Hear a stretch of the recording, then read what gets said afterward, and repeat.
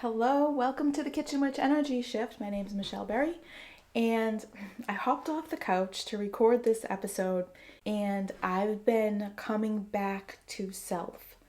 And I mentioned this briefly on Wednesday in my Wednesday podcast that I didn't realize how long I've been slowly disconnecting from my intuition by plugging too much into the phone, my computer at work, my computer at home, social media, all the things. Like other outside voices have been clouding out my voice and I'm feeling it. So, one thing about being in tune with your intuition is you can feel the disconnect and you can feel the disconnect and you can recover a little quicker when you realize, okay, this isn't my new norm. My new norm is being in alignment, feeling energy, feeling able to shift energy. And when I feel like I'm losing that, I've got to come back to self. And what I realized, it's so easy to drop out and lose it. And the things I've been reading back into my herb books and pulling tarot cards. This is a card from this deck. It's from the herbery, and I love the artwork. It's just so beautiful. So I pulled a card for myself because this is I always believe that there's messages and signs available trying to help us. And I picked the card Create Space. It's raspberry. It's so in line with like what I'm experiencing right now, and it's a message back to myself. Everything I feel is a mirror back to self. When you are looking at tarot or oracle cards, you are kind of holding up a mirror.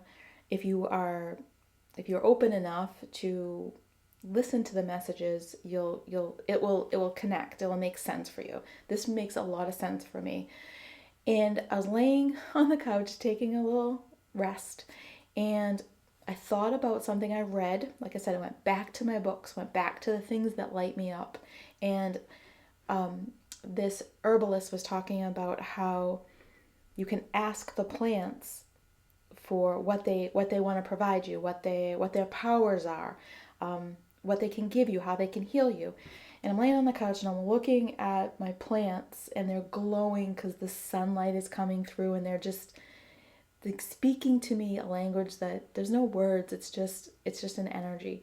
So I thought, oh my gosh, like I always try to articulate what cooking feels like to me, and cooking and spending time making your own food is the meditation that connects you to your inner voice. And that is something I have always had a hard time talking about.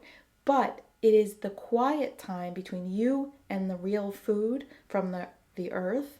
There's this like unprocessed connection between the food and you, in that quiet space. And that is the gift of cooking for yourself and getting yourself back in the kitchen, getting yourself back to whole foods, spending quiet time with them. I mean, there are times I listen into my podcasts or where I'm having a conversation in the kitchen, but there was many, many, many times that it's just me and the food. And we're working together. I'm working with my hands. I'm visually immersed. All my senses are immersed in this, and it is that magical feeling. And it's funny because it's so elementary, but I kind of floated away from it a little bit. I think I took it for granted, that time and how that feeling of connection and feeling that inner self and feeling that spark, the energy flow, the well of energy that comes through that. And all I just needed to do was look at a plant and have some quiet time to myself, created space. So I'm doing that now. I'm creating space. I'm shutting the phone down, spending less time on social media,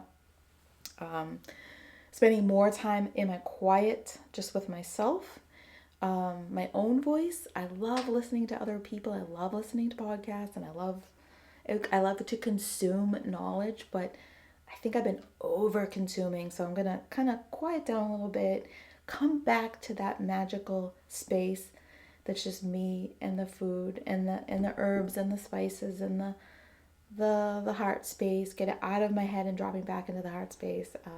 A couple of things that I want to talk about food a little bit because I know some of you are here to just hear about plant-based eating, learn a little bit more.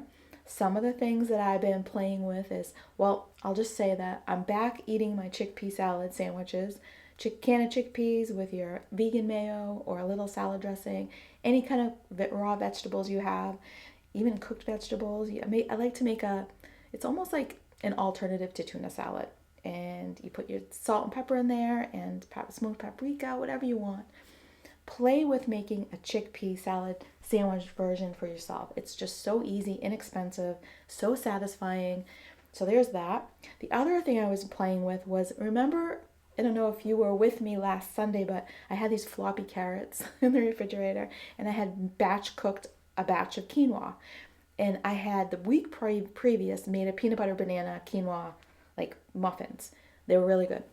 So last night, I think it was last night, I was in my food connection space, just in with the food and like making and alchemizing. And once I start, the creative self just feels so energized. Anyways, I wanted to experiment. So I had those carrots and they said, Michelle, now's the time. If you don't use me now, it's getting past our time.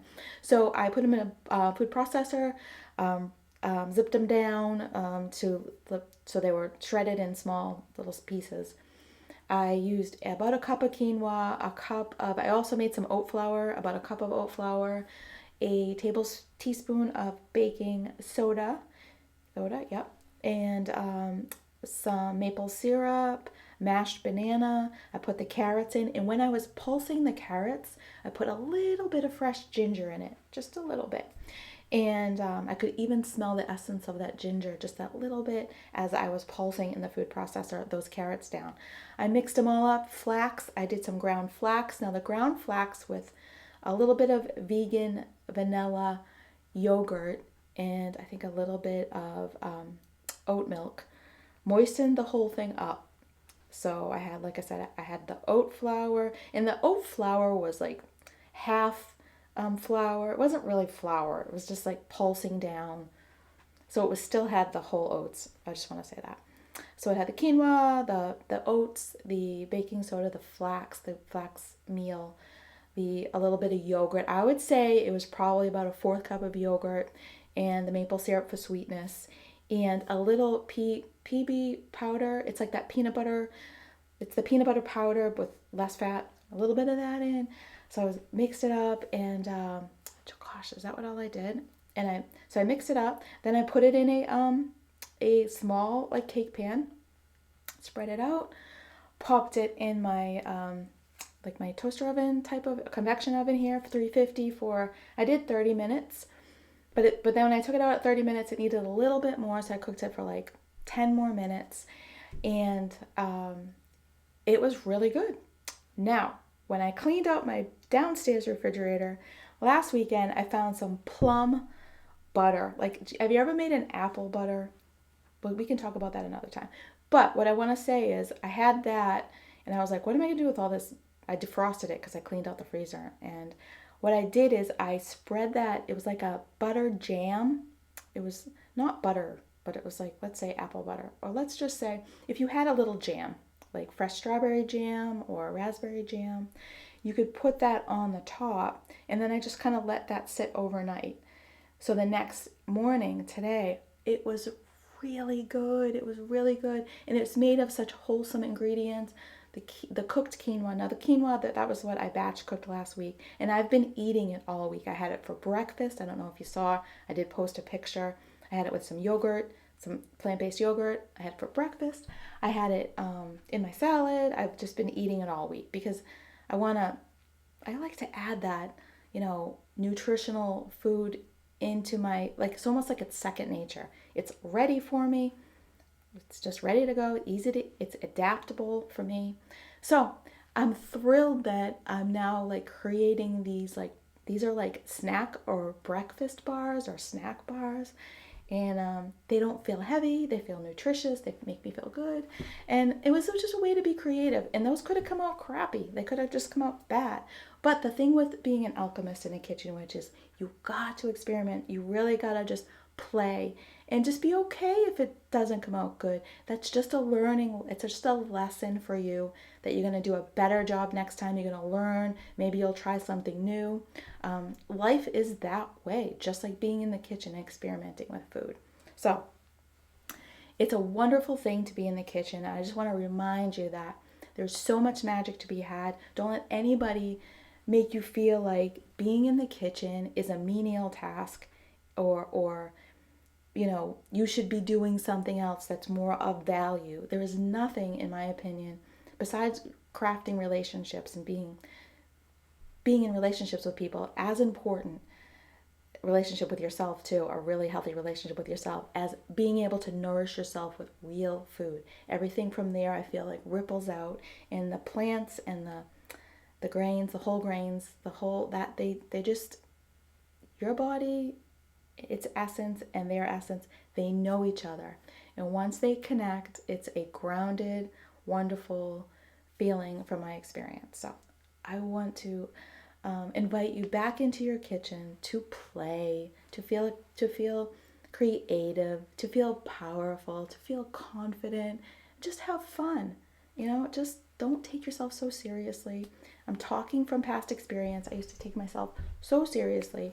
But now I just kind of like try to let things roll off me and have fun. Now, if you do have tarot cards, maybe that's a way you want to bring them into your kitchen. Shuffle them. I usually shuffle. I wait for a card to kind of like hit, stop, fall out, something, and just see what it has to say. Just kind of meditate on it and come back to self. So I'm going to end there. I want to thank you so much for watching and listening, and go make some magic in your everyday mundane. Lots of love to you. Bye, everyone. Take care.